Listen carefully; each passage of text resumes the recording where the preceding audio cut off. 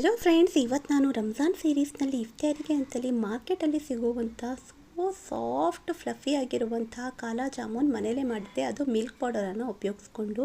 ಯಾವುದೇ brand milk ಪೌಡರ್ನ ನೀವು ತೊಗೋಬೋದು, ಆದರೆ ಸ್ವೀಟ್ ಇರೋ ಮಿಲ್ಕ್ ಪೌಡರ್ನ ತೊಗೊಂಡಿದ್ದೆ ನಾನು. ಯಾಕೆಂದರೆ ಕಾಲಾ ಜಾಮೂನಿಗೆ ಸ್ವೀಟ್ ಇರೋ ಮಿಲ್ಕ್ ಪೌಡರ್ ಬೇಕು.